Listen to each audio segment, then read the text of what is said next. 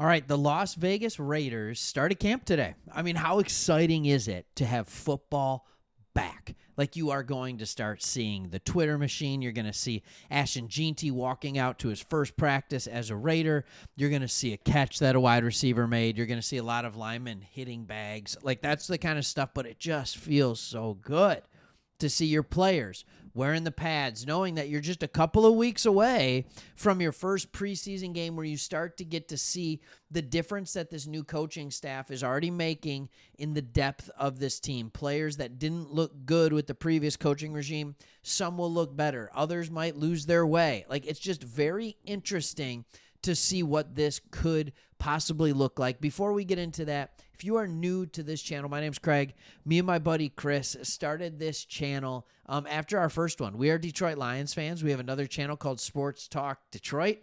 But we love talking about teams the national media doesn't pay as much attention to.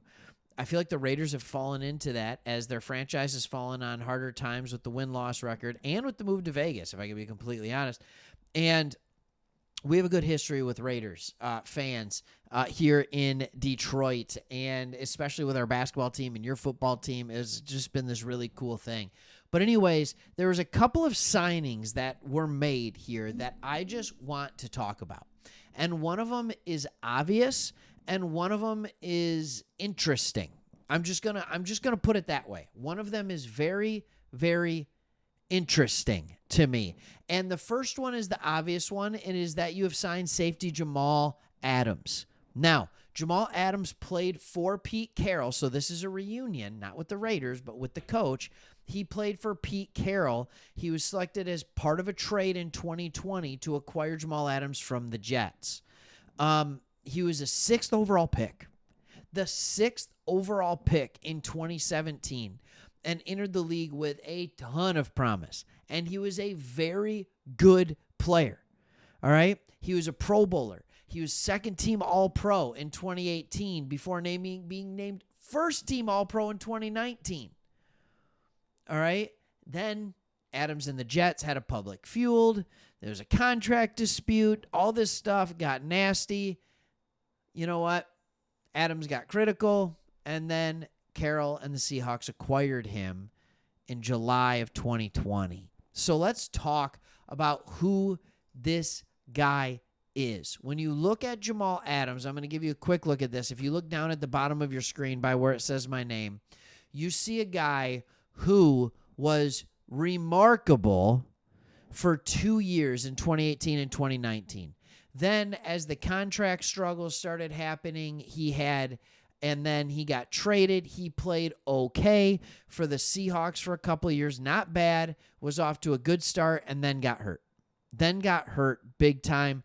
Went back, got close to playing like his old self. And then last year, just quite frankly, couldn't get away from injuries. Now, the reason I actually know a little bit about him, Jamal Adams, this is very unique. I told you I'm a Lions fan. There was a ton of injuries on the Lions team last year on defense. So there was a week where we picked up Jamal Adams. He comes in to practice and ends up playing that weekend for our team, if I'm not mistaken, and actually played okay. No, he did not have the speed that he had before the injuries. I'm not going to lie about that. All right, he tore his labrum in 2022. He tore his quad in 2022. In 2021, he tore his labrum. In 2023, he got released 9 games into that season, and then he only played 3 games last year before put on the reserve non-football injury list. All right, there was some weird stuff with concussions. Here's the thing. He's going back with a familiar face. When he came and played for the Lions, he actually filled in well. Dude came in, and in the first weekend, didn't even play safety. He actually played linebacker for us. We were so down on linebacker at times. He played a little safety, but more linebacker. He's a guy that there is clearly going to be trying to vie for a rotational position on the back end. I think that's likely where he's going to be. I don't think you're signing him to be this great player. Now, the second player that you signed, I'm actually more intrigued about, and that is cornerback J.T. Woods. All right, you signed him yesterday. So right before training camp starts, on Wednesday, you have your GM, Spytek, and Carroll that decide, you know what, we're going to bring in 2 more guys in the secondary. It was clear they thought the secondary needed a boost. All right? Now, I'm very interested about JT Woods, and here is why. If you know me, you know I like talking about this thing called RAS, or Relative Athletic Score. The Relative Athletic Score is what shows how this player graded compared to all other players.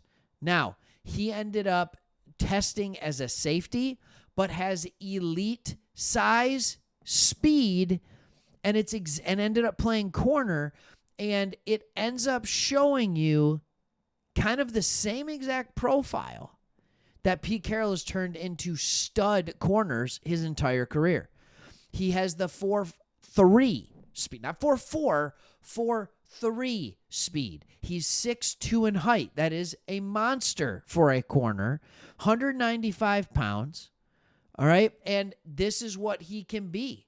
He is an elite athlete, having an RAS of 9.43. In fact, a couple of the things that hurt his RAS scores because he tested as safety, so he would be considered very small for a safety, but not for a corner. 195 pounds and 14 reps on the bench wouldn't be bad for a corner. So those numbers would be entirely different. So I'm looking at this guy who's in the exact same mold as other great corners, the Richard Shermans, the just different players that Tyreek Woolen, right, that has Pete Carroll has had. So now he gets to actually have another one of his players that he likes. This will work. I want to be clear on this. I think that this is the one that is extremely exciting for me. Now, I know Darian Porter was drafted this year, 3rd round, and you know I've done videos about him on this channel just gushing over the athletic ability. He's a 6'4", 200 guy. Now you bring in TJ Woods, and it's a similar type build, and now you can have a couple of them to go along with the guys that have been around, right? That have been around. The Richardsons, the Stokes, Bennett, like these kinds of guys. Sam Webb, right? Like these are the guys that have been around a little bit. Now you have this rookie that is an athletic freak, and you bring in another player that's an athletic freak that just hadn't been able to get it going. So I think they made 2 really good signings that are at least going to push people to be better. I think it's that simple. All right. Hope you're enjoying these videos. Can't wait to get to see even more about what's going on at training camp and practices going on. Thanks for watching. See you on the next one.